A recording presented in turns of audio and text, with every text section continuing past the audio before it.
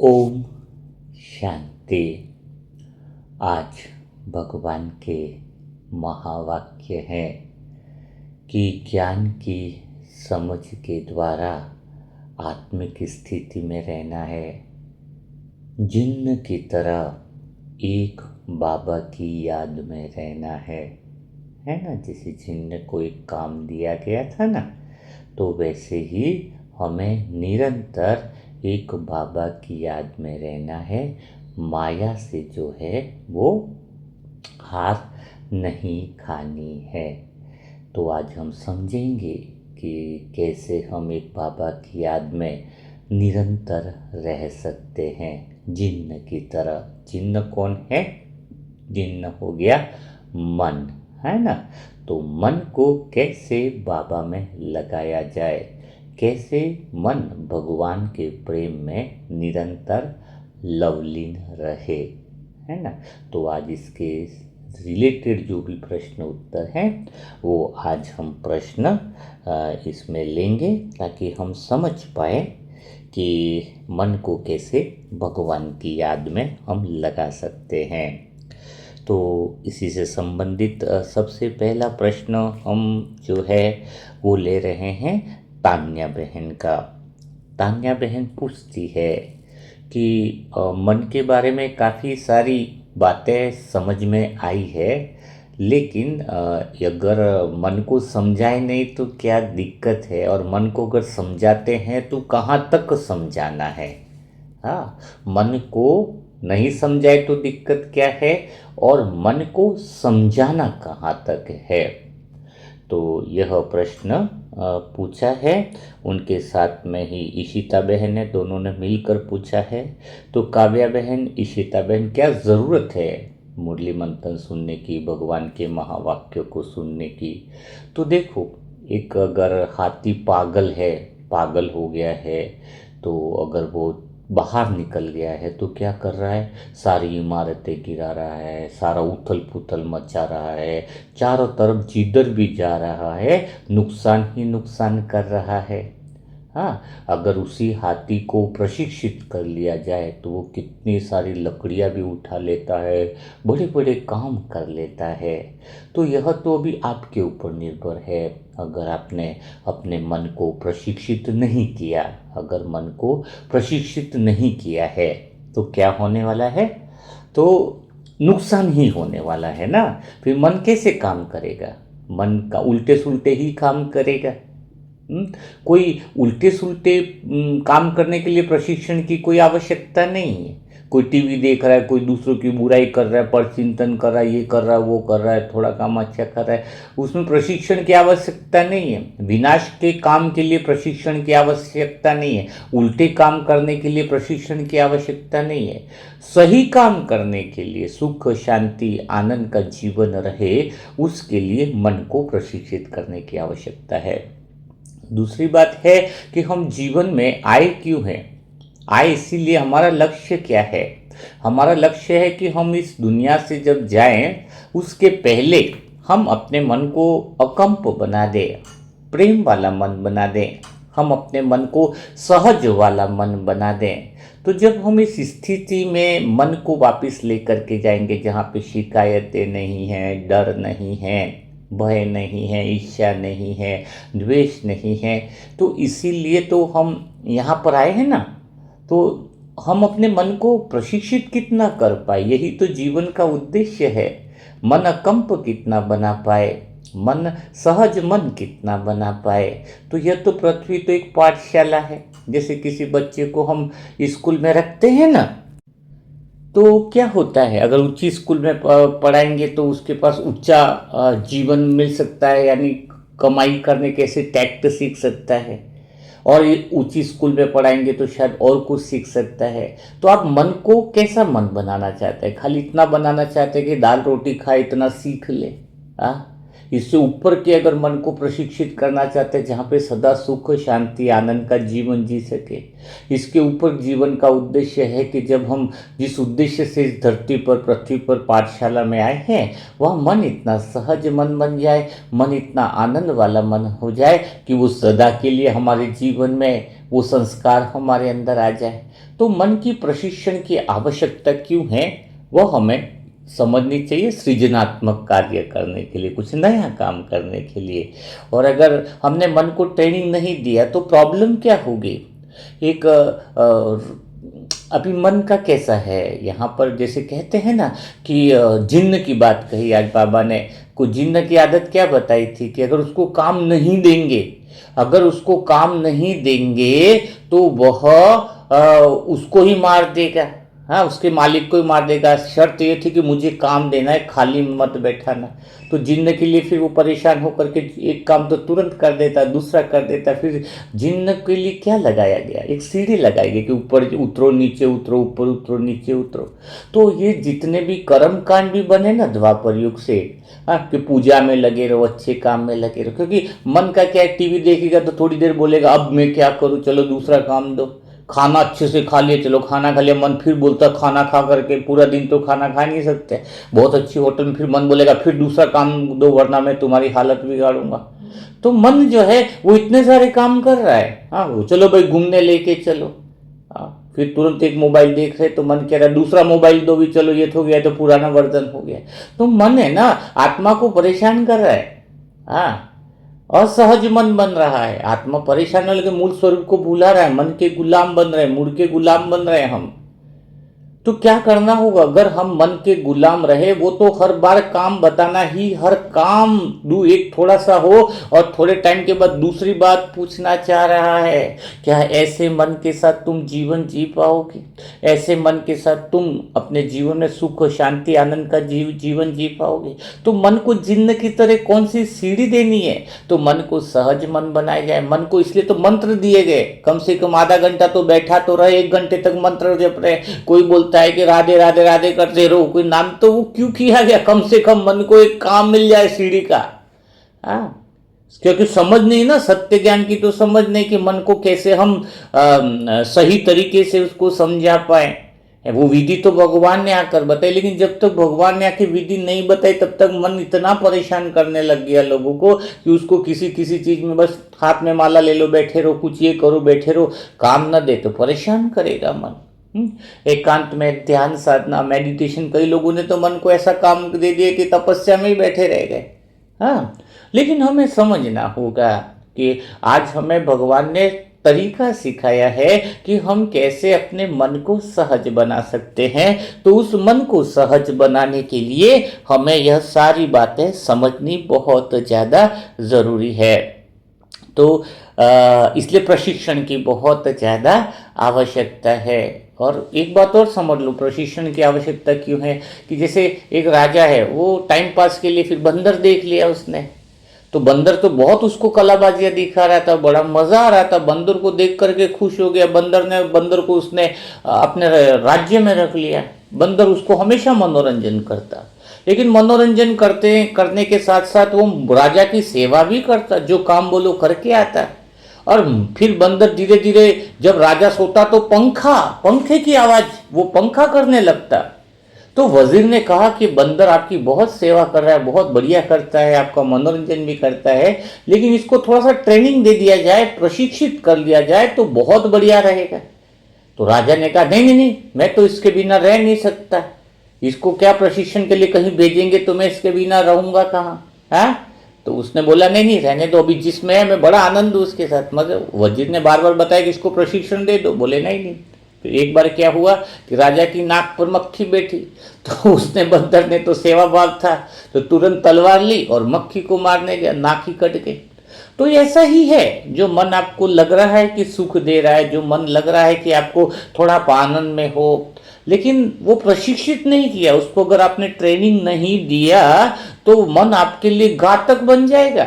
जैसे कहते हैं ना कि चाकू अगर डॉक्टर के हाथ में है तो ऑपरेशन करेगी, लेकिन वही चाकू अगर डाकू के हाथ में पड़ गई तो वो उससे मर्डर कर देगा। तो मन एक ऐसी ही चीज है, इतना मन अच्छा है कि आपको परमात्मा से मिला सकता है, और वही मन है जो आपको शैतान बनाने में देर नहीं कर सकता है। मेंटल हॉस्पिटल में भी लेकर के जा सकता है मन आपको।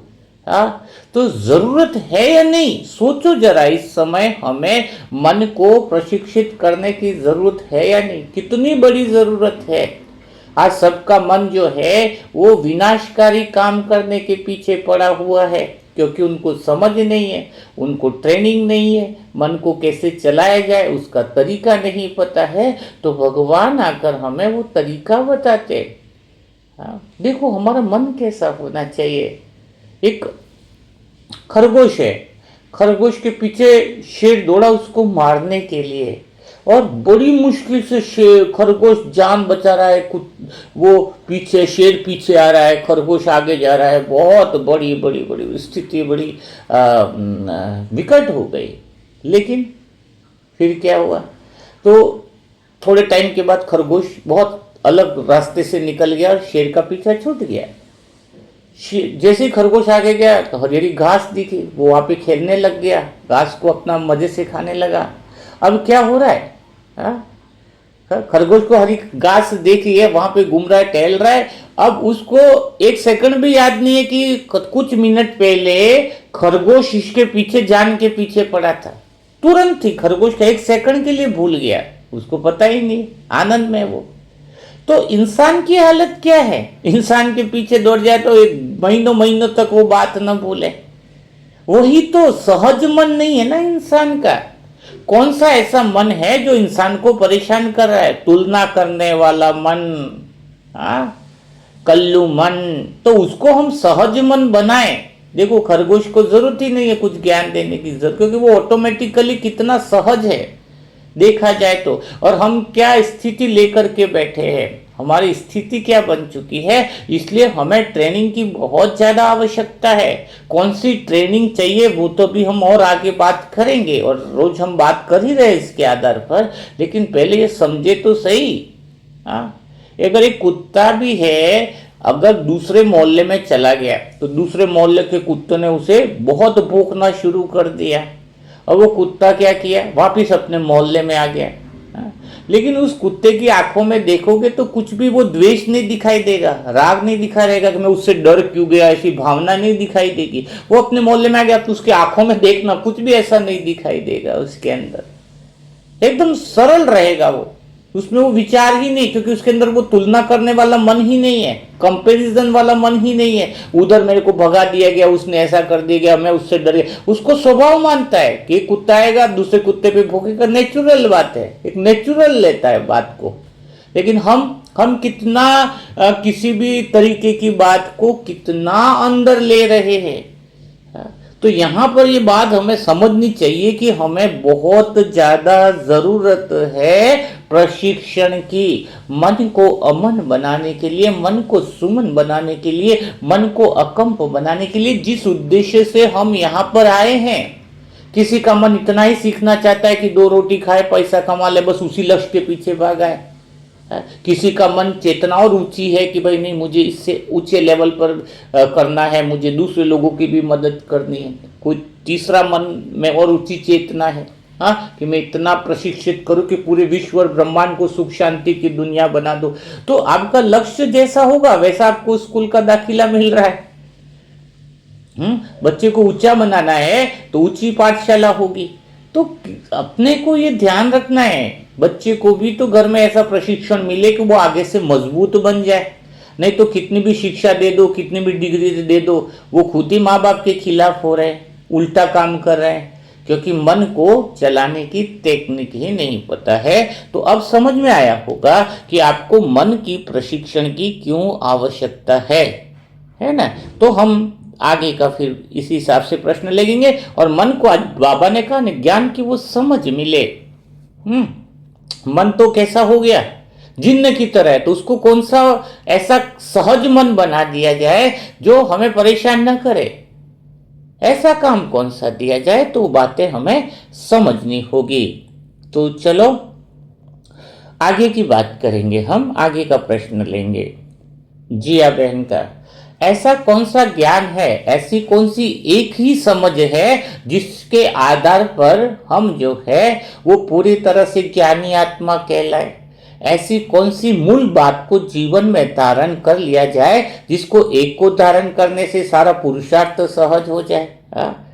जिया बहन पूछ रही, एक ही चीज बताओ भाई जी जिस पर हम 1 महीना काम करें और हम जो है वो ज्ञानी आत्मा कहलाए, हम सत्य के केंद्र पर कहलाना शुरू कर दे, हम वो स्थिति में स्थित हो जाए।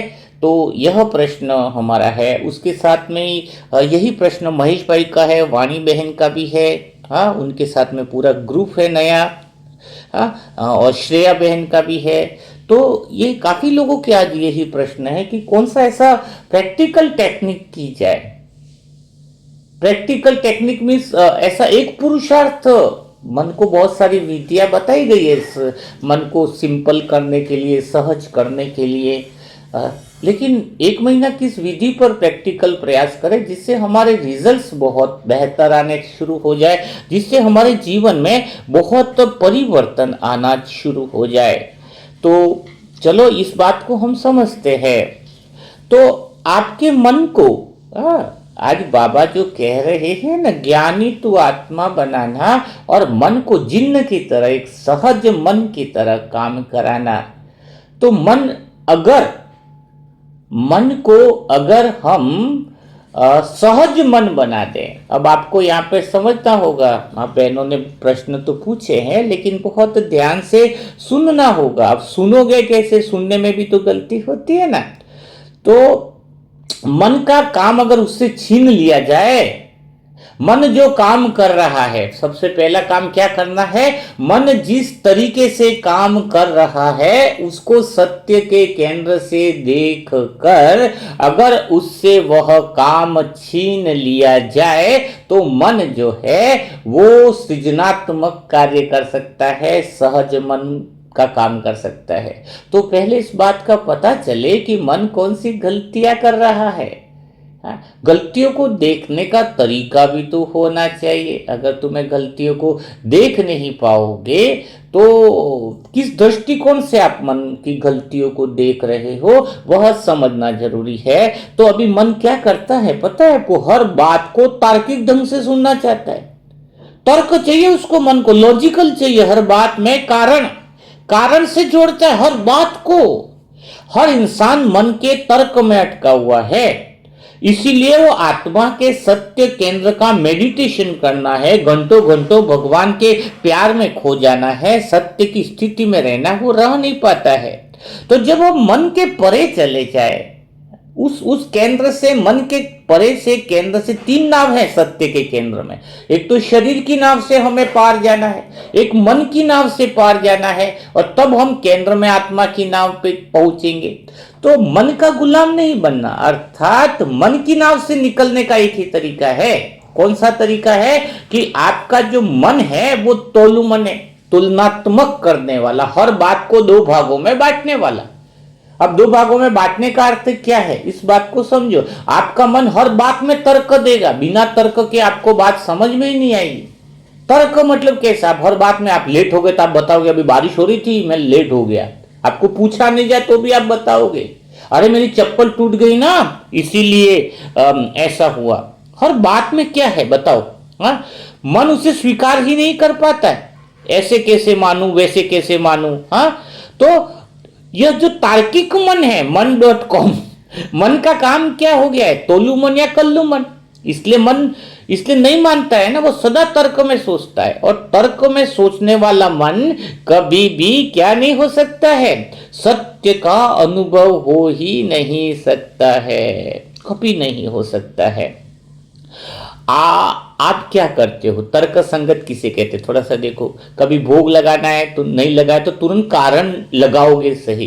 किसने पूछा ये काम क्यों नहीं किया तो उसके पीछे क्या लगाओगे आप, हैं, तर्क लगाओगे कि ऐसा इस वजह से हुआ, मैं काम इसलिए नहीं कर पाया क्योंकि मैं बिजी था।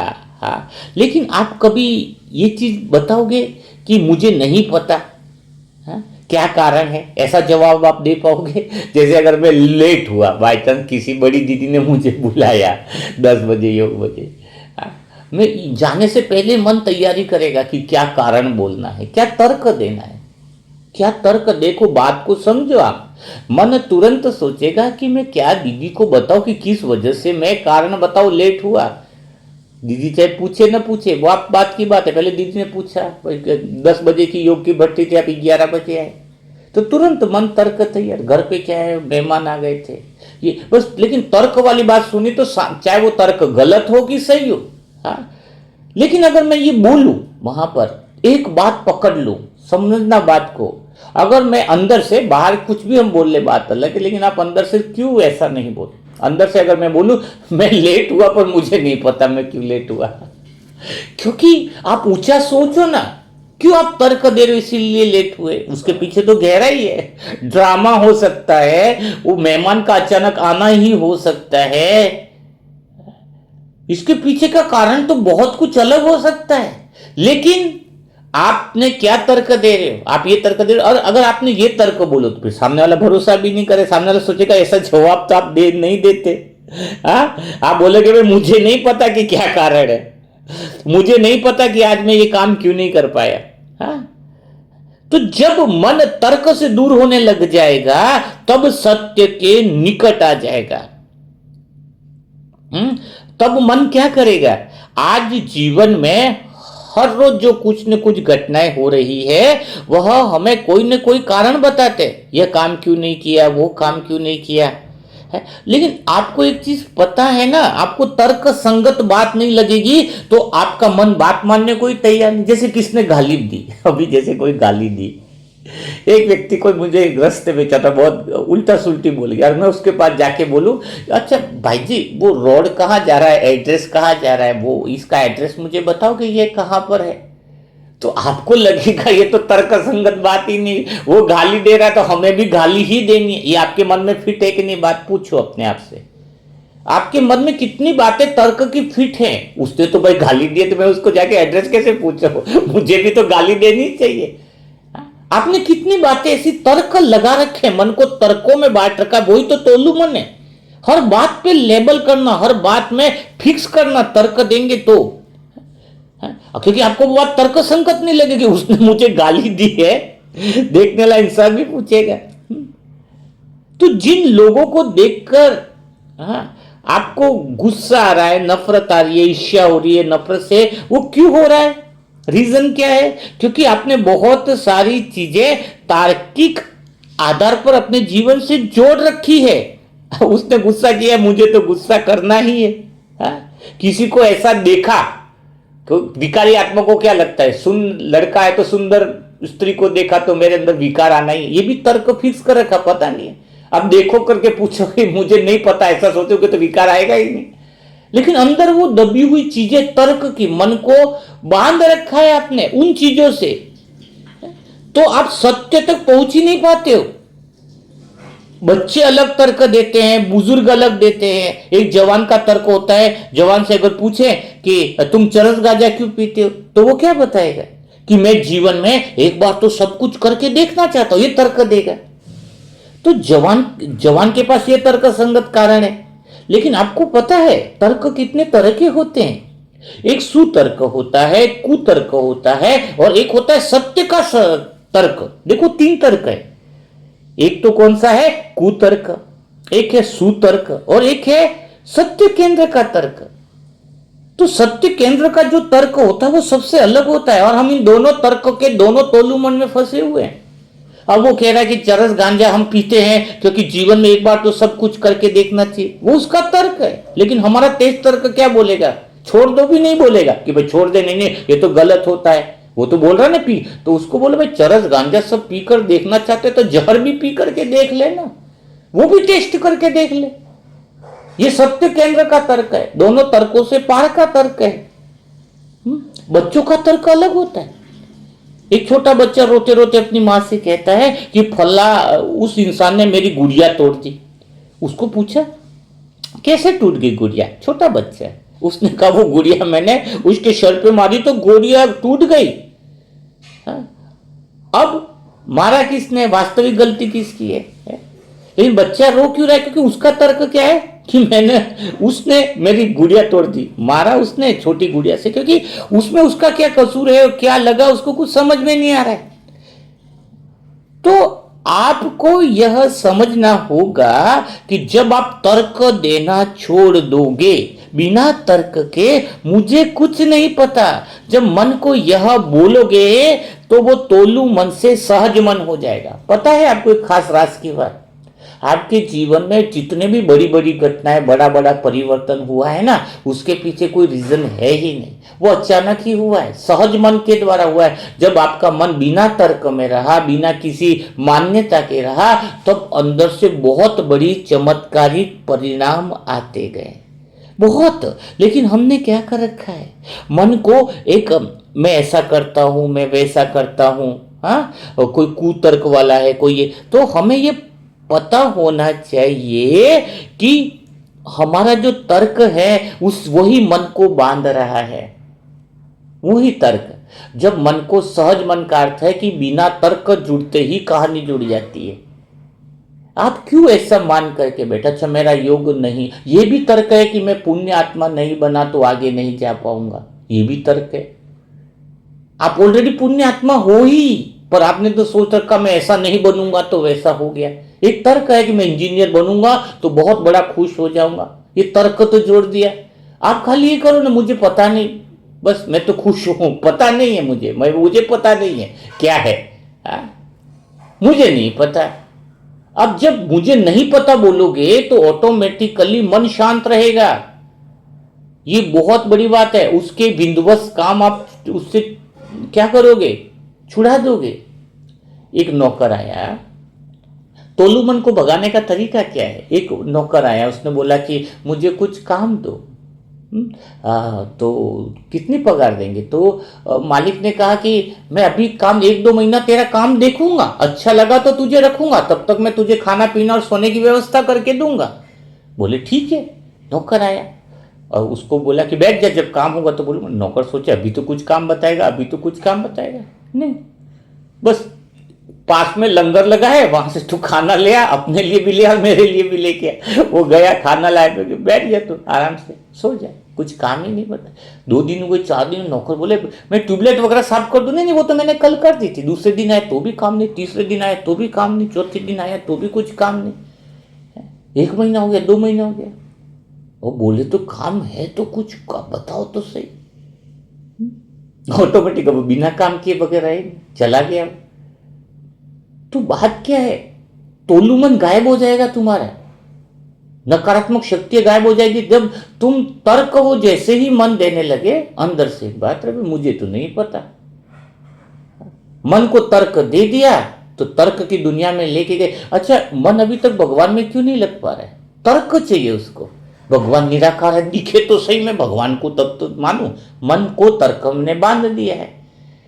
फरिश्तापन सूक्ष्म वतन दिखे तो सही तो मैं वतन में देखूं, भोग लगाऊं तो 4 पूरी है 2 पूरी भगवान खाए तो मैं मानू भगवान है। वो मन कौन सा है, सब कुछ सहज हो रहा है ड्रामा में। जब मन चुप हो जाए, तोलू मन बंद हो जाए और सुबह उठ करके मैं, तो अहंकार खत्म हो जाता। अहंकार का समाप्त होने का अर्थ क्या है, अहंकार का समाप्त होने का अर्थ क्या है, वो तर्क खत्म हो जाए। और तर्क कब खत्म होगा, जब असली तर्क सामने आएगा। तर्क खत्म होने का मतलब ये नहीं है, एक होता है कि कुतर्क, एक होता है सुतर्क। अब जैसे किसने बोला कि हमें दूसरों की मदद करनी चाहिए या नहीं करनी चाहिए, लेकिन अंतिम सत्य क्या है, अंतिम में हम क्या बोलेंगे। अच्छा आप क्या बोलोगे, किसी इंसान ने कहा कि हमें दूसरों की मदद करनी चाहिए नहीं करनी चाहिए, तो आप क्या बोलोगे, एक सुतर्क दोगे, हाँ तुम्हें करनी चाहिए। और हमारा मेन असली तर्क क्या होगा, असली तर्क होगा कि पहले देखो खुद की मदद करके देख लो, पहले खुद की मदद करो तो दूसरों की मदद कर पाएंगे अपन। हाँ, ये सेकंड वाले को जवाब दिया जाता है जिसकी चेतना ऊंची। लेकिन जिसकी चेतना बहुत ऊंची है, बहुत ऊंचे लेवल की चेतना, उसको हम क्या समझाइश देंगे। जो संसार के अच्छे बुरे में फंसा है उसको तो सूतर्क देना पड़ेगा ना, इसको सूतर्क है भाई, ठीक है दूसरों की मदद करनी चाहिए, अच्छी बात है, लेकिन पहले खुद की बहुत अच्छे से मदद कर लो। लेकिन जो ऊंची चेतना वाले को उसको बोलेंगे दूसरे की मदद क्या करनी, दूसरा है ही नहीं तो मदद किसकी करे, तुम भी आत्मा वो भी आत्मा, हम एक ही जैसे हैं। वो ऑलरेडी परिपूर्ण है, दूसरे वाला ऑलरेडी वो सत्य में है, ऑलरेडी वो आनंद में ही है, आत्मा में मूल गुण उसके अंदर है। ऑलरेडी है उसके अंदर मूल गुण, वो आनंद, वो शांति, वो प्रेम, वो ऑलरेडी है। अभी मेरे पास कोई मनसा सेवा की आत्मा बोलेगी कि मैं उसकी मदद करूं, तो मेरा तो वो तर्क नहीं रहेगा ना मैं उसकी मदद करूं। अगर मैं मदद कर रहा हूं तो फिर मैं का भाव आएगा कि मैंने उसकी मदद करी, ये तर्क आ गया ना इसके पीछे। लेकिन सहज मन क्या कहता है? अलग ऊंची चेतना, असली तर्क, असली समझ क्या है? मैं उसकी मदद क्या करूं? वो भी ऑलरेडी पूर्ण है उस आत्मा में, वो पुण्य आत्मा ऑलरेडी है, ऑलरेडी वो सतुगुणी आत्मा है, ऑलरेडी वो आत्मा पवित्र स्वरूप है, ऑलरेडी वो आत्मा शांत स्वरूप है, ऑलरेडी वो आत्मा आनंद स्वरूप है। मैं उसकी मदद कैसे करूं? वो भी तो मेरे जैसा ही है। खाली उसको याद दिला सकता हूं, स्मृति दिला सकता हूं कि तू वही है जो मैं हूं। भगवान भी तो हमें क्या कर रहा है? भगवान कह रहा कि जैसा मैं हूं वैसा ही तू है, तू मेरे जैसा है। हम तर्क लगा रहे, कुतर्क और सुतर्क के बीच में उलझे पड़े हैं। अच्छा, काला अच्छा है, सफेद बुरा है, ये भी तर्क है। कोई लगा देगा ये तो सफेद है, ये काला। हर चीज को दो भागों में बांट रहे, और हमारा क्या है? सफेद में ही काला है, और काला ब्लैक बोर्ड पे, ब्लैक बोर्ड पे तो काला है तब तो तुम सफेद लिख पाओगे ना, काला है तो सफेद लिख पाओगे, काला नहीं है तो सफेद कैसे लिख पाओगे? तो तुम्हें जब तर्क से दूर हो जाओगे तब तुम्हारा सहज मन जो है वो काम करने लग जाएगा। देखा है ना आपने, जब दो इंसान बात करते हैं तो क्या होता है? वो अपनी अपनी तर्क की बातें ही लगाते हैं। दो इंसान जब बातें करते हैं तो वो अपनी बात ही मनवाना चाहते हैं। उसके मन में ये रहता है कि कब मैं अपनी बात बोलूं, उसके पीछे कोई भी बात घुमा फिरा के वही बात ले आएगा। वो पहले से फिक्स कर रखता है कि मेरे को ये। लेकिन अगर जब हम मन सहज मन रहे कि सब कुछ स्वतः ही हो रहा है, आत्मा के केंद्र में क्या है? सब कुछ सहज ही हो रहा है, कुछ तुम कर ही नहीं रहे हो। अगर आत्मा के केंद्र में सब कुछ स्वतः ही हो रहा है, सहज मन है तो लेकिन मन का काम है क्रेडिट लेना। मन प्रशंसा सुनना चाहता है, मन चाहता है कि मैंने मदद की, तो वो भाव ही लाएगा कि भाई मैंने तेरी मदद करी। अरे तू भी आत्मा है, वो भी आत्मा है, वो भी पूर्ण है, तू भी पूर्ण है। लेकिन मन क्रेडिट करना चाहता है, मैंने तेरे लिए दुआ करी तो तू ठीक हुआ, मैंने तेरी मदद करी तो ठीक हुआ। दुआ करके भी हम उसके असली स्वरूप और उसकी असली शक्तियों को जगाते हैं, और उसके अंदर की असली शक्तियां ही उसकी काम करती है बाहर निकलने में। हम तो खाली एक टेम्परेरी क्या काम करते हैं, उसके असली शामन यानी बता नहीं क्षमता को जागृत करने का माध्यम बन सकते, बाकी हम कुछ करते नहीं। कोई मुझे कहे कि भाई जी आपकी वजह से हमें बड़ा मजा आ गया, आनंद आ गया, आपने हमें कितना ऊंचा बना लिया, आपका मुरली मंत्र तो पूछो मत। क्या मुरली मंत्र सुना हूं मैं आत्मा जैसी हूं वैसी तुम हो, तुम जैसे हो वैसे मैं हूं। और परमात्मा भी हमें याद दिला रहा है कि तुम जैसे हो वैसे मैं हूं। सब कुछ तुम्हारी वजह से ही तो हो रहा है, तुम ऑलरेडी अच्छे ही हो। मैं क्या किसी की मदद करूं? लेकिन अगर मेरा मन क्रेडिट लेने लग जाएगा तो क्या होगा? तो उसमें उलझ करके रह जाएंगे। जो इस पृथ्वी पर हम आए हैं, जिस उद्देश्य से हम आए हैं कि हमारा मन सहज मन बने, हम मन से परे जाने जाते हैं। मन को प्रशंसा की रस्सी में बांध देंगे, मन को तर्क की। अभी भगवान के पास भी मैं योग लगाता हूं तो मन के तर्कों से पार जाता हूं ना। शिव बाबा को देखता हूं, भगवान को देखता हूं, वो तो कितना मजा आता है। ये नहीं कि मैं भगवान से ऐसी बातें करूंगा तो प्रेम होगा, ये भी तर्क है। मैं ऐसा करूंगा तो वैसा होगा, ये भी तर्क है। तर्क की रस्सी से कैसे ऊपर पहुंचोगे?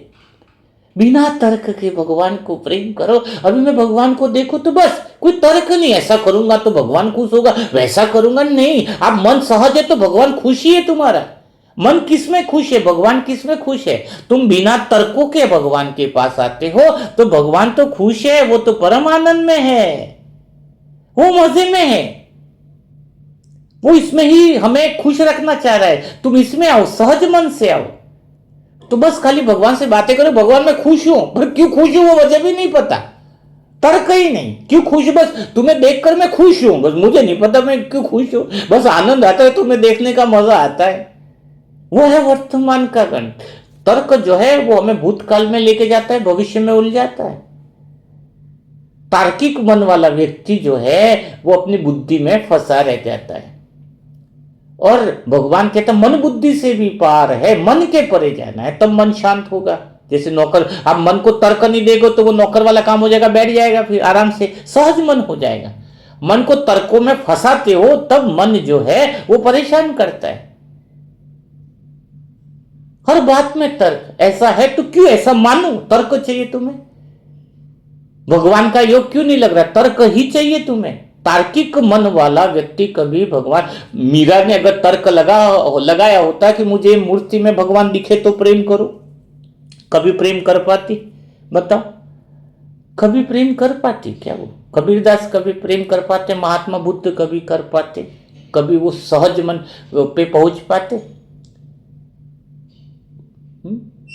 तो सत्य का केंद्र क्या कह रहा है कि हम भगवान को देख रहे हैं तो बस उस समय वो मन कौन सा हो जाता है पता है? मन की सबसे ऊंची अवस्था है प्रेममय मन हो जाए। कौन सा मन हो जाए? मन तर्कों से पार प्रेम वाला मन हो जाए, जिसका मन प्रेममय हो जाए। कोई हमारे पास आता है, कहता है भाई जी इस बात का जवाब दे दो, इस बात का जवाब दे दो, इस बात का जवाब दे दो। क्या आप मुझे सबका जवाब दोगे? तो हम क्या बोलते हैं, अंदर से भावना क्या रहती है कि शुरुआत में देंगे अंदर से, लेकिन मन को ऐसा बनाएंगे कि जवाबों से पार लेकर के जाएंगे, दुख के पार लेके जाएंगे, तर्क से पार लेके जाएंगे। और सच कह रहा हूं मैं कि अगर मन तर्कों से पार चला जाए तो खाली तुम रहो और वो रह जाए, और बिना तर्कों के वह प्रेम की धारा बहने लगती है। बस उसको देखते रहो कि बस मुझे नहीं पता मैं तुझसे क्यों प्रेम कर रहा हूं, बस तुझे प्रेम कर रहा हूं। अगर तुम क्यों कर रहे हो उसमें गए तो योग नहीं लग सकता। मैं अमृत वेला करता हूं इसलिए प्रेम करता हूं, मैं नुमा शाम हूं इसलिए प्रेम करता हूं, मैं कमेंट्री की घंटियां बजी इसलिए प्रेम कर रहा हूं, ये कर रहा हूं तो प्रेम कर रहा हूं। अब फिर क्या होगा? अमृत वेला कर रहे हो इसलिए तुमसे प्रेम, अमृत वेला नहीं किया तो तुम्हें लगेगा प्रेम कम हो गया, क्योंकि आपने तो तर्क फिक्स कर रखा है। मेरे मन में बहुत अच्छाइयां हैं इसलिए मैं तुमसे प्रेम कर रहा हूं। कल एक बुरी घटना हो गई, तुमने किसी को दुख दे दिया तो तुम उससे प्रेम फिर भगवान से नहीं कर पाओगे, क्योंकि तुमने तो मन को तर्क की रस्सी से बांध रखा है। किस बात का तर्क? मैं अच्छा हूं बुरा हूं मुझे नहीं पता ना, क्यों अच्छा हूं मुझे नहीं पता, मैं बुरा हूं मुझे नहीं पता, बस मुझे नहीं पता, बस मैं तुमसे प्रेम करता हूं।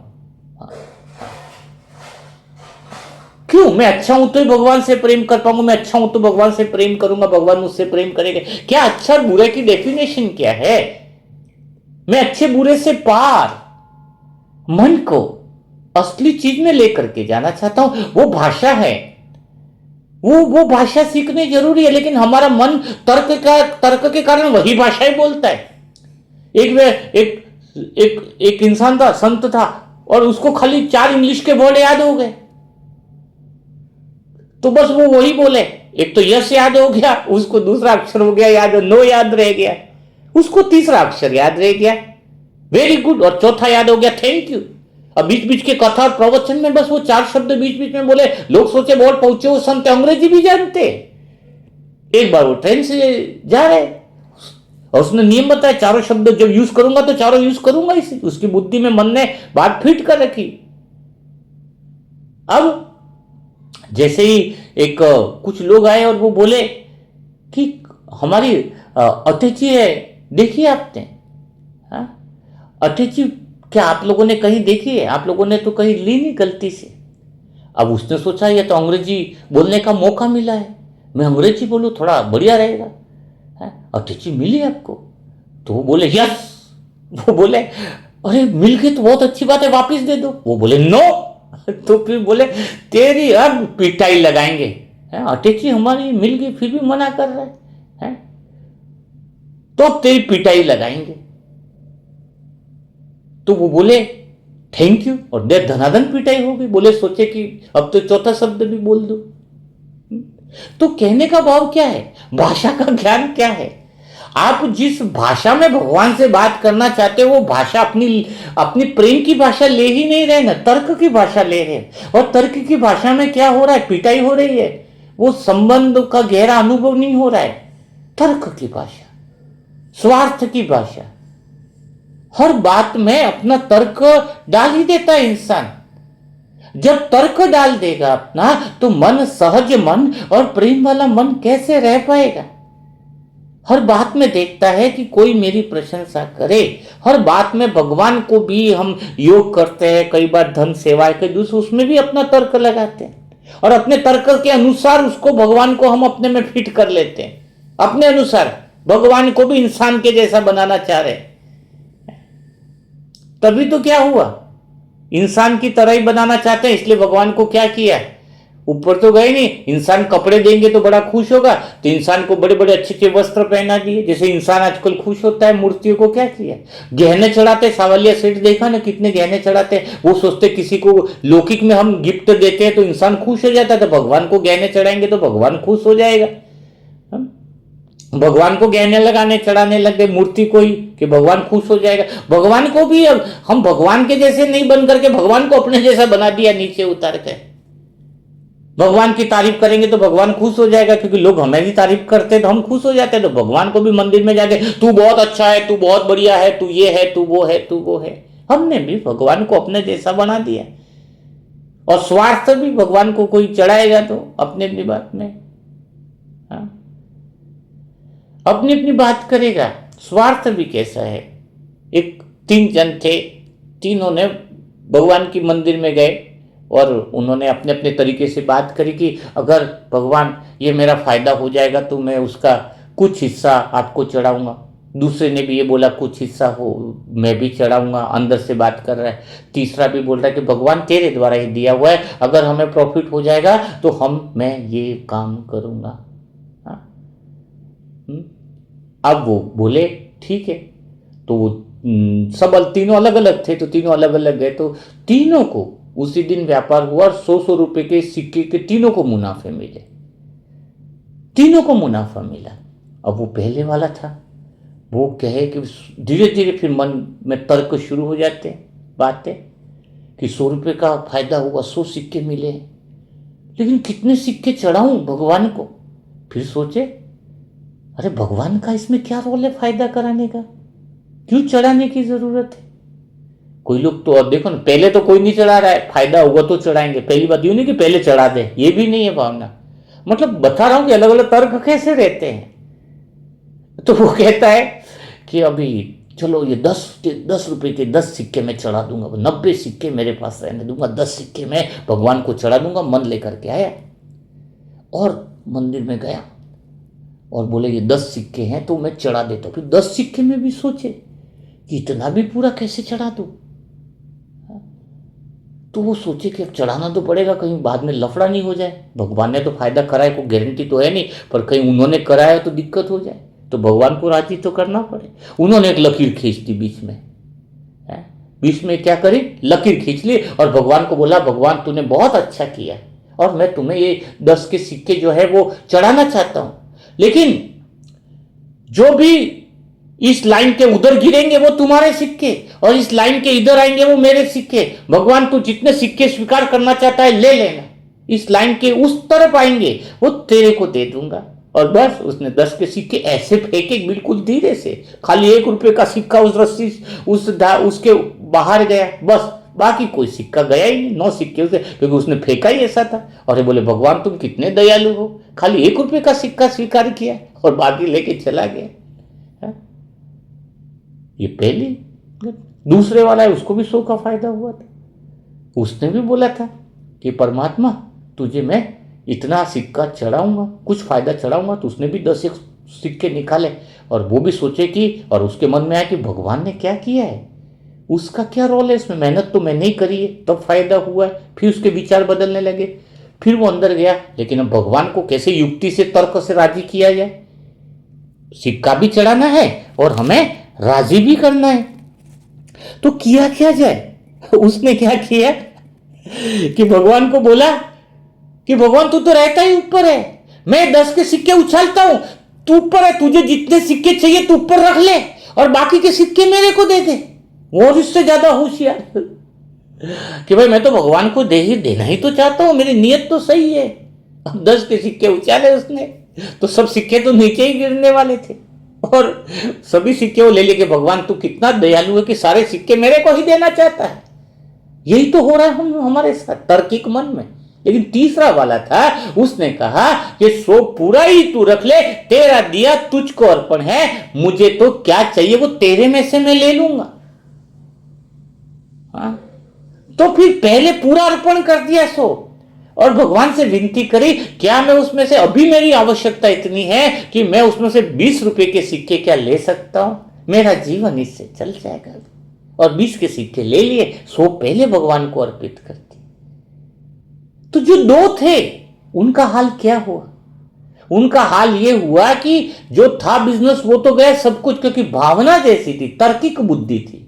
और तीसरे वाले की भावना कौन सी थी? प्रेममयी, जिसको देखते देखते वो समृद्ध हो गया।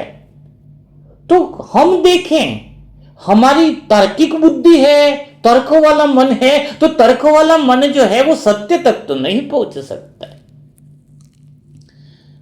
जो तर्क लगाता है वो सेवा नहीं करता। तर्क वाला इंसान प्रेम ही नहीं करता। तर्क में तो उसको लगता है ना, सामने वाला प्रेम से बोला है तो मुझे प्रेम से बोलना, ये तार्किक मन है। और कुतर्क और सुतर्क के ऊपर का जो मन है, कुतर्क से सुतर्क से ऊपर का जो मन है, वो मन कौन सा है? वो तो प्रेम वाला है। वो ये नहीं देखता कि उसने प्रेम से बोला तो क्या तर्क है कि उसने गुस्से से बोला तो मुझे भी गुस्से से बोलना है। अप्रासंगिक लगेगा थोड़ा। हाँ, प्रेम वाला मन वाला अलग दिखेगा। वो तो और प्रेम से बोलेगा, उसने गुस्से से क्यों, हम ऐसी बात फिट क्यों कर रखी है कि उसने ऐसा बोला तो मुझे ऐसा बोलना है। तर्क ही नहीं। भाई मुझे तो नहीं पता, वो कोई पूछे तुमने उसको प्रेम से क्यों बोला, उसने गुस्सा बोला, तो कारण भी नहीं बता। अगर कारण बताए तो भी तुम फंस गए तर्क में। हमें तो भगवान ने सिखाया है कि हमें कोई गुस्सा करे तो प्रेम से बोलना, ये भी तर्क हो गया। नहीं, हमारा स्वभाव देखो, पानी तो पानी है, उसको बताने की क्या जरूरत है। पानी का स्वभाव है तो पानी पानी है, उसको कोई दूसरा थोड़ी बोलेंगे। तो वैसे ही मेरा स्वभाव है, उसमें तर्क की कोई जरूरत ही नहीं है ना। मेरा तो प्रेम स्वभाव ही है, उसमें कोई तर्क वितर्क की कोई बात ही नहीं है। मुझे नहीं पता मैं प्रेम से क्यों बोलता, बस मेरा ये स्वभाव है, नेचुरल स्वभाव है। इसलिए नहीं बोल रहा हूं कि भगवान ने सिखाया। भगवान ने तो याद दिलाया, सिखाया नहीं है। प्रेम करना नहीं सिखाया भगवान ने तो ये याद दिलाया है कि तुम प्रेम में ही हो, तुम्हारा स्वभाव ही प्रेम का है, तुम्हारा स्वभाव ही जो है वो आनंद का है। वो तर्क, दो इंसान बैठेंगे तो इतनी तर्क वाली ही बातें करेंगे कि वो दोनों एक दूसरे से परेशान हो जाए। और एक जो बिना बोले जिनके अंदर प्रेम, देखो 2 जानवर है इसलिए साथ में रह रहे कि वो तर्क की बातें नहीं कर रहे, वो अपनी घास चल रहा है, वो अपनी घास चल रहा है। हाँ? वो सोचेगा तू काला तू मोटा, थोड़ा ये तू ये वो तो उनके बीच में भी लफड़ा हो जाएगा। कितना आसानी से रह रहे, तू अपने हाल में मस्त है, मैं अपने हाल में मस्त हूं, तू अपनी चेतना में मस्त है, मैं अपनी चेतना में मस्त हूं। और हम अगर एक कमरे में बैठा दे दो बुद्धिमान को, ज्ञानी को, अपनी तर्क की बातें, योग ऐसे होता है, वो बोलेगा नहीं योग ऐसे होता है, बिंदु नहीं दिखना चाहिए, ये ऐसा होना चाहिए, वो होना चाहिए। तार्किक मन है, दोनों ही मूर्ख हैं, दोनों ही मैं कहूंगा मूर्ख हैं। ओरिजिनल सत्य को जाना ही नहीं है। दीवार में कीली ठोक रहे पर उल्टी ठोक रहे हैं। 80 साल 90 साल ज्ञान को हो गए, दीवार पे कीली को ठोक रहे, लेकिन कीली कैसी है, कीली को उल्टी ठोक रहे।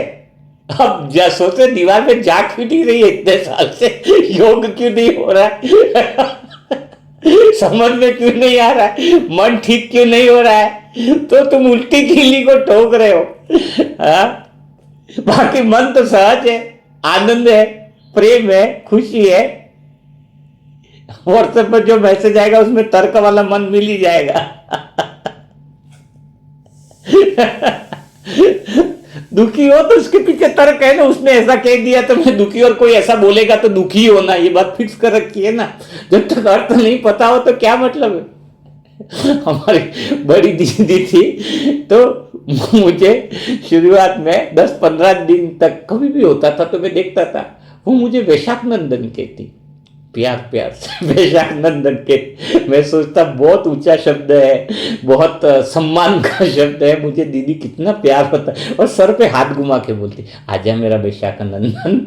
फिर बाद में जब मैंने इसका अर्थ देखा वो भी अर्थ क्यों देखा पड़ा, क्योंकि मैंने हमारे दूसरे बीके भाई थे उसको बोला दीदी मुझसे बड़ा प्यार से कहती है वैशाखनंदन। तो वो बोलता पता है तुम्हें वैशाखनंदन का अर्थ क्या होता है? बोले क्या? तो उसने बोला गधा। और मैंने कहा कि दीदी मुझे गधा बोलती है।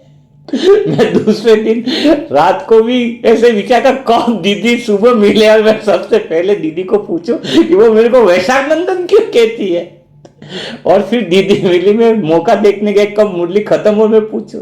तो दीदी को पूछा मैंने कि आप मुझे वैशाखनंदन गधा क्यों कहते हो इतने समय से। तो दीदी बोलती है देख मेरे को तेरे कई सारे काम अच्छे नहीं लगते, और मेरे को आता था गुस्सा तेरे पर। अब मैं तुझे अगर मुंह पे गधा कह दूंगी तो तुझे लग जाएगा बुरा, हाँ, और मेरे अंदर का गुस्सा भी निकल नहीं पाएगा। इसलिए मैं तुझे सर पे हाथ घुमा के वैशाखनंदन कहती थी, यानी संस्कृत का शब्द है ना वैशाखनंदन। तो दीदी की टेक्निक को समझ में आया बाद में। दीदी को बोला और किस किस को वैशाखनंदन तुम बोलते हो? बोले क्लास में 10-15 तो है ही है वैशाखनंदन, लेकिन उनका नाम अलग अलग कर रखा है। फिर मुझे संस्कृत सीखनी पड़ी कि दीदी बोल रही है उसके पीछे अर्थ क्या है। हाँ, तो तर्क है। कोई अपने शब्दों से अपना अर्थ निकाल दे तो बहुत दिक्कत है। तब तक उसी शब्द से मैं खुश था, लेकिन अब तर्क मिल गया कि उसका अर्थ गधा है। अब वैशाखनंदन बोलती तो दीदी कैसा लगता। तो हम जो हैं वो फंसे पड़े हैं उस तर्क संगत में। तर्क संगत में भगवान की बातों पर भरोसा नहीं होता है, विश्वास नहीं होता है। भगवान की बातों पर जब विश्वास हो जाए तो जो चीज चल रही है ना वो सब कुछ एक्यूरेट है। एक इंसान बोले कि चलो हमने बहुत सारी थीसिस लिख दी, तो अब हम देखते हैं एक नई किताब लिखते हैं कि भगवान ने इस दुनिया बनाने में क्या क्या कमियां रखी है। आज हम वो लाइनें लिखते हैं कि भगवान ने इस दुनिया बनाने में क्या क्या कमियां रखी है।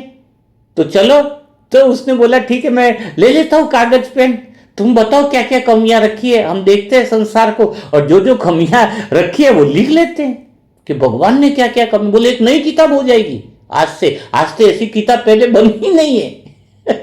अब वो चले तो अब वहां पर पहला देखा तो देखा कि पतली सी बेल है और उसके ऊपर इतना बड़ा फल लगा हुआ है, कद्दू।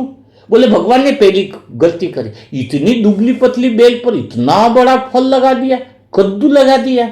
हाँ, तो ये पहली गलती, क्योंकि तर्क उसको दुबली बेल है उसके ऊपर बड़ा कद्दू लगा दिया। तर्क है ना, मन तर्क दे रहा है। थोड़ा आगे गए, बोले पहली गलती लिख दी, बोले लिख दी।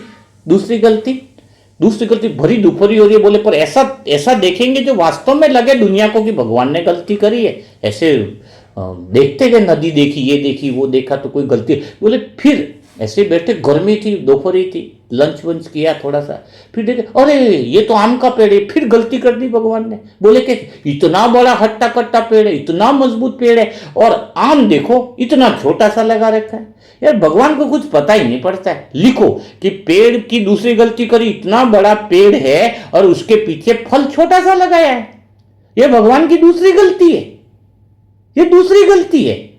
तो फिर वो समझ गया भाई, चलो फिर वो आराम से लेटे खा पी के। यार भगवान बहुत गलतियां करता है, बहुत गलतियां करता है। वो दूसरा दोस्त ने बोला हाँ तुम्हारी बातें तो बड़ी तर्क संगत है कि वो दुबली पतली बेल पे इतना बड़ा कद्दू लगा दिया और इस हट्टे कट्टे पेड़ पे इतना छोटा सा फल लगा दिया। हाँ, बहुत गलतियां कर दी भगवान ने। अब जैसे दोनों लेटे थे आराम से बातें करे, तो उसी समय ऊपर से जो फल था आम का, कच्चा आम, वो सीधा ऊपर से गिरा और उसके नाक पे गिरा, और ऐसी लगी, नाक तो पहले से नाजुक, नाक से खून निकलने लग गया। और वो बोले दूसरा, तो बोले क्या हॉस्पिटल लेके जाना पड़ेगा। अब वो कहे हॉस्पिटल बाद में जाएंगे। बोले क्या? उसने पहले बताया कि अगर वो आम की जगह कद्दू होता तो क्या हालत होती। हाँ, तो बोले हॉस्पिटल बाद में जाएंगे, पहले जितनी लाइनें लिखी है भगवान की गलतियां इसको कट करो, फिर चलेंगे हॉस्पिटल, नहीं तो फिर बड़ी गलती हो जाएगी। तो उसने लाइनें कट। तो समझ क्या कहती है, ये तर्क, अपने तर्क लगा करके सही गलत का लेबल लगा देना। भगवान को भी गलत ठहरा देना, ये तार्किक मन ही हो सकता है। ऐसे तार्किक मन खुद का नुकसान करते, दूसरे का भी नुकसान करते। अगर दुबली पतली पे बड़ा फल लगा है तो उसका रीजन भगवान का है, सहज तरीके से स्वीकार है, उसमें कोई तर्क लगाने की जरूरत ही नहीं। सब कुछ एक्यूरेट चल रहा है, सहज मन है, जो कुछ हो रहा है हरि इच्छा से हो रहा है। तुम क्रेडिट लेते हो, मैंने किया, तुमने नहीं किया। तुमने देखा होगा जितने भी काम हुए वो सहज तरीके से ज्यादा हो गए, लेकिन जब भी तुम्हारा तोलू मन गुस्सा है, तुलना करने वाला, क्रेडिट लेने वाला, तब ही तुम्हारे जीवन में दुख चालू हो जाते। उस बैल के पीछे दुख की घड़ियां शुरू है। जैसे बैल के पीछे वो चलती है ना बैलगाड़ी, वो दुख पीछे पीछे चलता है, जिसका तोलू मन होता है, जिसका तार्किक मन होता है। तो हर मन के पीछे तर्क नहीं होता है। एक संत थे, कहा बढ़िया कथा वथा करा रहे थे कि बोले भगवान सबको खाने की व्यवस्था करता है। जब मुंह में बच्चे के दूध के दांत नहीं निकलते तब दूध की व्यवस्था कर देता है। हाँ, दूध के दांत निकलने से पहले उसके दूध की व्यवस्था करता है, तो क्या दांत आने के बाद भगवान खाने की व्यवस्था नहीं करेगा? और खाना भी देगा, उसके पेट तक खाना भी पहुंचाएगा। उधर दूर पे एक सज्जन सो रहे, तेरे फालतू बकवास मत कर, संत को बोला, फालतू बकवास मत कर कि भगवान खाने की व्यवस्था कर देता है, शरीर दिया तो खाने की व्यवस्था कर देता है, ऐसा संभव ही नहीं है। तो साधु ने बोला हमें कथा करते दो, तू तेरा मन माने तो ठीक है, पर वो तो उसका मन तर्क में कि झूठी बात है, कौन भगवान कैसे व्यवस्था कर देता है, ऐसे तो संभव नहीं है, फालतू बातें मत करो। फिर उसने सबके सामने चैलेंज कर दिया कि चलो कल तक भगवान मेरे खाने की व्यवस्था कैसे करता है, और खाने की करे तो भी मेरे मुंह में निवाला जाना चाहिए, तो मैं मानो कि भगवान व्यवस्था करता है और मैं तुम्हारी बात को सत्य मानू। संत ने कहा क्यों तर्क लगाते हो, मान लो ना, हर एक बात तर्क से क्या जरूरी है।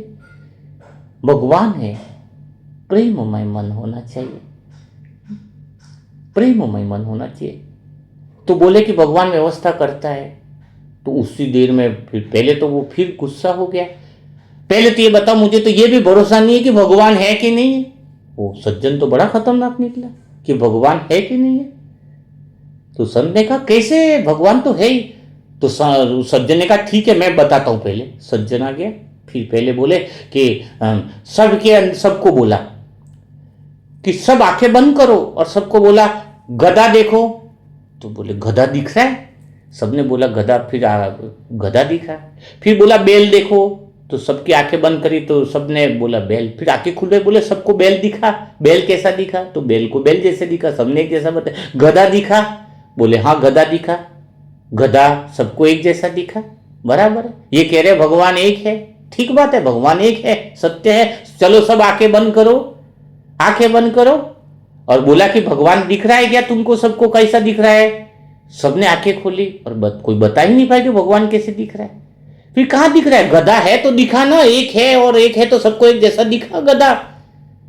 हाँ, फिर बोला कि जब बैल भी दिखा सबको आंखें बंद करके, तो भगवान क्यों नहीं दिखा? अगर होता तो वो भी सबको एक जैसा दिखना चाहिए था ना, फिर भगवान है ही नहीं, और एक है तो एक जैसा दिखना चाहिए था ना सबको। अब साधु संत ने कहा अब इसको तो तर्क के बिना ये मानेगा नहीं, क्या बोले। उसको बोला तू भी बैठ जा सामने, सामने बैठा दिया और सबको बोला कि सब आंखें फिर से एक बार बंद करो और बोलो सब अपने अपने बाप को देखो। तो सबने आंखें बंद करी और सबने अपने अपने बाप को देखा, फिर आंखें खुलाई, सबको बाप दिखा।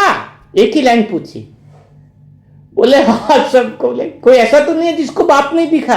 बोले दिखा, बाप दिखा ना। बस वैसे भगवान पिता है, उसको तुम कितना प्यार से देखते हो, सबका बाप है, वो एक ही है बाप। बाप सबको दिखा ना, तो सबको अलग अलग अपना बाप दिखा, पर ओरिजिनल बाप वही है। तो बाप ही है ना, बाप तो दिखा ना। तो कहने का भाव है। अब वो दूसरी बात में आ गया, ये बात तो समझ में आ गई। बोले तेरा बाप दिखा, बोले दिखा, तो बस वो बाप है, वो है ना। जब उसकी भावना है उसके अनुसार तुम देख रहे हो, किस रूप में देख रहे हो, पर बाप तो वही है। फिर उसने बोला कि ये बात तो समझ में आ गई, पर गुरुजी आप तो पहुंचे लगते हो, लेकिन आज से अगर कल तक भगवान मुझे खाने का अन्न का दाना मेरे पेट में डाल दे तो मैं मान जाऊं कि भगवान जो है वो व्यवस्था करता है और मैं तुम्हारा शिष्य बन जाऊंगा। ये घटना सत्य है, लिखी हुई है? आपको बताएंगे कि वो संत कौन सा था लास्ट में। तो उसने बताया कि मेरी व्यवस्था हो जाए तो मैं मान जाऊं। अब उसने, गुरुजी ने कहा कि ठीक बात है, कल तक भगवान तुम्हारी व्यवस्था कर ही देंगे, तुम्हारे पेट में अनाज चला ही जाएगा। ठीक बात है। सुबह से वो तो निकल गया और उसने क्या सोचा कि गांव में नहीं रहूंगा, नहीं तो पहचान वाले कोई आकर के खाना दे के जाएगा कि खा लो। वो बोले मैं ऐसी जगह चला जाता हूँ। सुबह उसने निर्णय लिया कि मैं जंगल में चला जाता हूँ, ऐसी जगह चला जाता हूँ जहां पर कोई मुझे देखे ही नहीं, और जंगल में चला गया। और जंगल में जाने के बाद वो एक पेड़ पर चढ़ गया। किस पर? पेड़ पर चढ़ गया। और पेड़ पर चढ़ने के बाद सोचता है कि मैं इस पत्तियों में छुपा हुआ हूं, यहां पर तो मुझे कोई भी खाना खिलाने वाला नहीं आने वाला, आ भी गया तो मैं खाऊंगा भी नहीं, तो संत की बात गलत हो जाएगी और जो है वो सिद्ध हो जाएगा कि भगवान किसी की व्यवस्था नहीं करता है, उसके पेट में अनाज पहुंच जाता है। अब वो तो बैठ गया पेड़ की पत्तियों के बीच में और आनंद के साथ बैठा कि अब तो समय निकलता जा रहा है, अब तो कोई दिक्कत नहीं। उसी समय बंजारों का एक बहुत, जंगल में जो जानवरों को चराता है तो बड़ा समूह था, तो थोड़े समय बाद वहां पे आया बंजारों का समूह, तो उसी पेड़ के नीचे बैठे और उन्होंने खाना बनाया, बहुत बढ़िया खाने के लिए वहीं रुके खाना बनाया। वो उसने सोचा ये तो खाना बना रहे, अब सोचा लेकिन बनाए तो भी मेरे को तो देख नहीं रहे हैं, और मेरे को तो देख नहीं रहे तो खिलाएंगे कैसे, और अगर पूछ भी लिया तो मैं बोल दूंगा कि मैंने तो व्रत है, और भगवान की बात तो गलत हो ही जाएगी। आज तो साधु फंसा, फिर मैं उसकी हालत बिगाड़ूंगा। ठीक है, बाप वाली बात तो सही निकली है, पर आज बाप नीचे भी तो उतरे, कैसे होगा। और हमेशा कहते थे वो साधु की गुरु बहुत पहुंचे, उनकी बात तो हमेशा सदा सत्य रहती है। अब क्या, खाना वाना बनाया, उन्होंने खाना खाया और काफी सारा खाना जो था वो पैक कर लिया, वो गठरी बांध दी उसकी, और जैसे बांधी थी जोर से घोड़ों की आवाज सुनाई दी, दूर से बहुत हथियार बंद। तो उनको पता था कि यहां पर जो है वो चोर डाकू हैं और वो आते सब कुछ लूट लेते।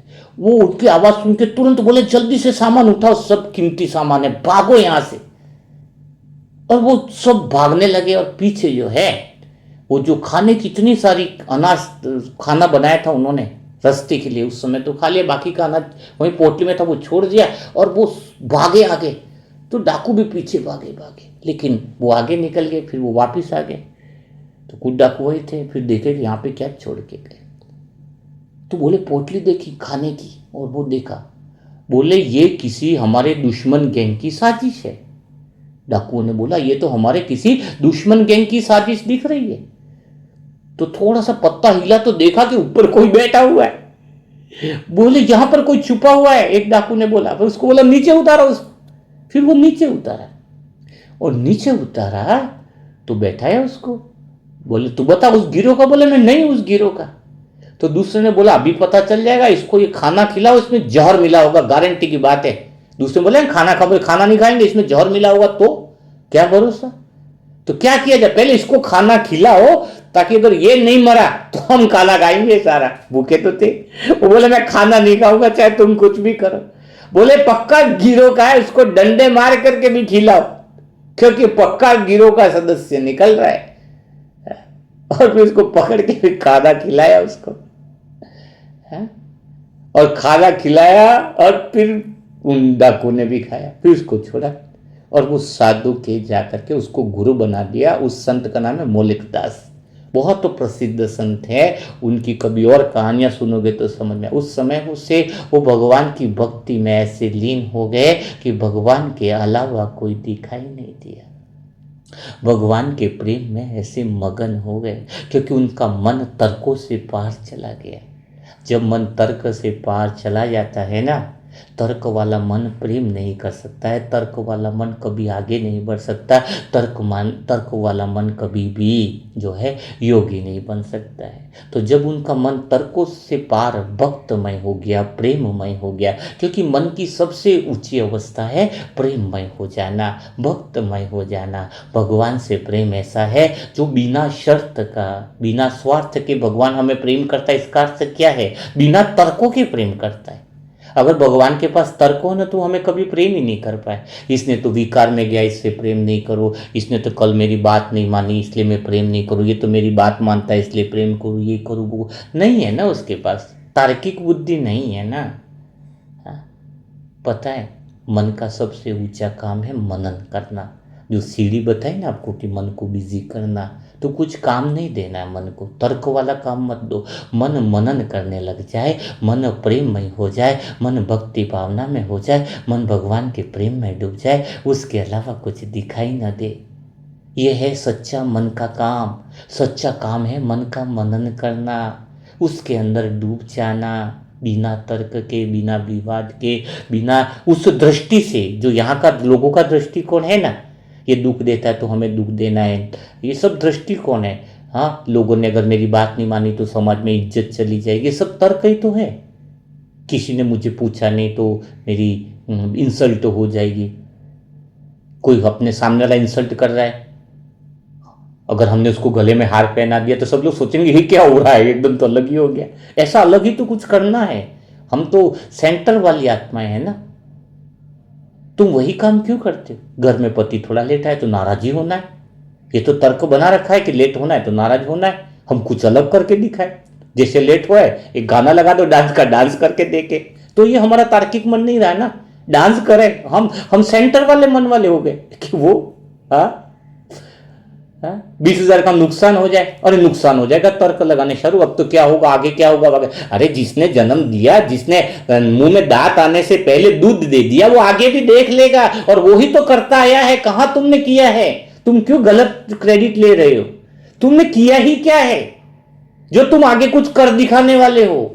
जो भी किया है वो सहज मन और भक्ति वाले मन ने किया है, प्रेममय मन वाले ने किया है। तार्किक मन तो कुछ कर ही नहीं सकता है, वो सिर्फ ख्याली पुलाव पका सकता है, ईर्ष्या कर सकता है, द्वेष कर सकता है, जलन कर सकता है। तुमने कुछ किया ही नहीं। 20,000 का नुकसान हो गया, चलो ठीक है, और सब मिलकर किटी पार्टी करेंगे। बोले पार्टी? 20,000 का नुकसान हो, पार्टी? बोले क्या हुआ है नुकसान? मुझे कुछ पता नहीं है। बोले मन क्या बोले? भक्ति में, प्रेम में होना है, मुझे पता नहीं। वो कहते हैं महात्मा बुद्ध सत्संग करे थे, एक आदमी बहुत गालियां बक के गया उनको 2 बार 3 बार। तो दूसरे ने बोला कि वो बहुत गालियां बक के गया है आपको। बोले वो बक के गया क्या? और अच्छा वो गालियां होती है क्या? मुझे तो कुछ पता ही नहीं। हाँ? तो सबके साथ समभाव रहेगा हमारा।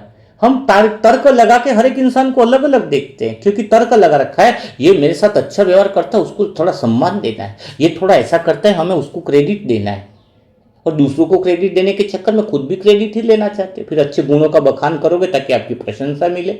मन और मन अगर ये कहे कि मैं तो सहज मन, मैं किसी की मदद नहीं कर रहा, सब मेरे जैसे ही है, जो कर रहा है वो भगवान कर रहा है, और मन भगवान के प्रेम में डूब जाए, तर्कों से पार चला जाए, तो सहज मन बन जाएगा, प्रेम मन बन जाएगा। और जब मन भगवान के प्रेम में डूब जाता है तो समझ लो बिना तर्कों के, ध्यान रखना तर्कों वाला नहीं डूब सकता है।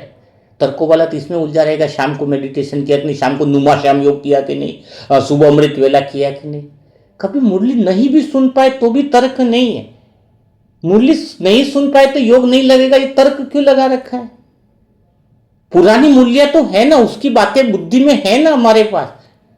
ऐसा तो नहीं है कि किसी दिन मुरली नहीं सुन पाए तो वो भी तर्क हो गया। पुरानी बातें हैं ना, ये तो कला पता है कि मन भगवान के प्रेम कर तो कर ही लोगे ना तुम भगवान से। मुरलियां तो इसलिए सुनाई जा रही है कि तुम्हें कोई एक दिन की मुरली तो उतर जाए। अगर एक दिन की भी मुरली तुम्हारे मन में उतर जाए तो बाकी मुरलियों की भी दरकार नहीं पड़ेगी तुम्हें। ये भी बात बता रहा हूं। मुरली का सारांश आ रहा है ना, एसेंस तो तुम्हारे अंदर उतर रहा है, सार उतर रहा है ना। मन जैसे जैसे उच्चतम अवस्था सत्युग में ज्ञान की जरूरत नहीं पड़ती है, क्योंकि ज्ञान के स्वरूप बन गए। धीरे धीरे तुम उससे पार होते जाओगे, तुम भगवान के जैसे बनते जाओगे। इसका मतलब मुरली छोड़नी नहीं, मुरली तो रोज पढ़नी है, लेकिन किसी कारणवश मुरली मिस हो गई है तो इसके पीछे तर्क लगा करके मन को दुखी करना, ये माया है। यही माया है जो दिखती नहीं है लेकिन तर्कों के रूप में छुपी रहती है। तो तर्क मत दो, सहज मन बनो। ऐसा तर्क मत दो भगवान को भी कुछ देना है तो भगवान को उछालू, जो तेरा है तू ले ले, 100 में से 10 रुपए लो, तीसरे वाला व्यक्ति बनो। पहले 100 में से 90, 100 तुझे पूरा ही अर्पण करो, उसमें से मुझे दे दे कि पहले मेरी जरूरत क्या है, क्योंकि ये घर भी तो तुम्हारा ही है, भगवान का ही तो है। जो वास्तव में जरूरत है, अगर 100 में से 90 की भी जरूरत है 90 ले लो, भगवान थोड़ी मना कर रहा है तुम्हें। लेकिन देखो वास्तविक स्थिति क्या है, कि कितनी जरूरत वास्तव में है। तर्क लगाने लग जाएंगे, इतना भगवान को दे दिया तो मुझे मिलेगा कि नहीं, वापिस रिटर्न आएगा, ये भी तर्क है। जो दिया है वो भी उसी ने ही दिया है, ये विश्वास क्यों नहीं होता है तुम्हें? जो दिया है वो उसी के कारण से आया है। क्यों मन तुम्हारा क्रेडिट लेना चाह रहा है कि मैंने ही लिया है? अगर तुमने लिया तो सत्य भी तुम ही ले आओ, तुम ही बिल्डिंगें बना लो, तुम ही सोने के महल बना लो, वो भी तो सब भगवान ही कर रहा है ना। तो ये मन जो है वो मैं न ले, क्रेडिट न ले, तोलू मन न बने, तुलना वाला न बने, तो सहज मन बने। यही जिंदगी का सार है, यही मुरली मंथन का आज का सार है। तो आज का मुरली मंथन कैसा लगा जरूर कमेंट बॉक्स में कीजिएगा। और कोई भाई बहन बुक लेना चाहते हैं, मुरली मंथन की हार्ड कॉपी लेना चाहते हैं, या फिर 63 जन्म की बुक की सेवा में अपना नाम लिखवाना चाहते हैं, क्योंकि ज्ञान दान सबसे बड़ा दान है। हम बड़े स्तर पर अभी और काम करने जा रहे हैं। सभी मुरलियाँ जो है वो सुनते जा रहे हैं, सभी बुकें जो है वो बहनें भी सेंटर की पढ़ रही हैं, काफ़ी अच्छा रेस्पॉन्स आ रहा है। उनसे हमने लिस्ट बनवाई है, जो सेंटर की बहनें, कि आप आसपास की बहनों की एक लिस्ट बनाओ, एक साथ हमें बताओ कि कितनी बहनों को हमें बुकें पहुंचानी है। हाँ, और सेंटर की बहनें ही अपना काम कर रही है। देखो धीरे धीरे क्या होगा, सत्य काम को फैलाने के लिए कोई जरूरत नहीं है। महात्मा बुद्ध ने अपना धर्म खाली 108 शिष्यों को सिखाया था, तब न व्हाट्सएप था, न डिजिटल दुनिया थी, न कुछ नहीं थी, और बौद्ध धर्म पूरे विश्व में फैल गया। क्यों फैल गया? खाली 108 को तैयार किया बहुत साल तक तपस्या करके, और इसके बाद सब जगह फैल गया। हाँ, सारी हर जगह फैल गया। बताओ ना, अभी तो डिजिटल दुनिया, अभी तो सब कुछ है। तो कारण है सच्चाई की, सच कभी छुप नहीं सकता। सच्चाई का ज्ञान तो उनको स्वीकार करना ही पड़ेगा। कभी तो किल्ली उल्टी है तो सीधी होगी होगी। तो हमारे से बुके कौन ले रहा है? जिसका तार्किक मन नहीं वो तुरंत स्वीकार कर लेता है, जिसका प्रेममय मन है, जो भगवान के प्रेम को पाना चाहता है ना, जिसको प्यास ही नहीं है, उसको तो ट्रेन में ग्लास बोलते रहो कि एक बोतल 10 रुपए की, 10 रुपए की है। एक ने बोला 5 रुपए की दोगे, वो चला गया और वापिस आया, बोतलें खत्म हो गई। बोले तुमने जवाब क्यों नहीं दिया कि 5 रुपए की बोतल की दोगे कि नहीं? बोले तुम्हें प्यास ही नहीं लगी थी। जिसको प्यास लगी वो 5, 10, 20 रुपया नहीं पूछता है, वो तुरंत ले लेता है। बोले तो जब हमारे अंदर वो प्रेम की प्यास हो, मन में समझ में आए कि प्रेम के अलावा तर्कों में कुछ नहीं रखा है, तो फिर वो भगवान के प्रेम में एक तारा, एक लगन में लग जाता है। तो उसके लिए मोबाइल नंबर है 7202921969। अगर आपको वास्तव में ज्ञान अच्छा लग रहा है, आपको लग रहा है कि यह समझ हमारे मन को प्रशिक्षित कर रही है, ये नॉन बीके ग्रुप की भी जो बुकें हैं वो सभी तक पहुंचनी चाहिए, और हम सभी आत्माओं के मन को प्रशिक्षित कर पाएँ, सबको सही समझ दे पाएँ, और ये बुकें पहुँचनी चाहिए। अगर आपको लग रहा है ये ज्ञान उपयोगी है तो ज़रूर इस कार्य में सहयोगी बने। हम जो है वो सभी सेंटरों को सब जगह निःशुल्क बुकें पहुँचाने के एक एक लक्ष्य लेकर के बैठे हैं। तो अभी जिन बहनों के पास बुकें पहुंची थी 40-45, उनका आगे और आ गया कि हमें ये भी चाहिए, ये इन लोगों को भी चाहिए। हमारे कुछ बहनें यहाँ संपर्क में, कुछ यहाँ पर है, कुछ यहाँ पर हैं। तो इस तरीके से अभी यही विचार है बाबा का, लेकिन कहते हैं ना तर्क संगत विचार नहीं है, बाबा करा देगा, है सब कुछ कराएगा। तो आप लोग भी अपना रोल देखें, पार्ट देखें और सहयोगी बने। तो कल फिर मुलाकात करेंगे इसी दिल छू जाने वाले नए मुरली मंथन के साथ, नई बातों के साथ। तब तक के लिए सभी भाई बहनों को ओम शांति, ओम शांति, ओम शांति।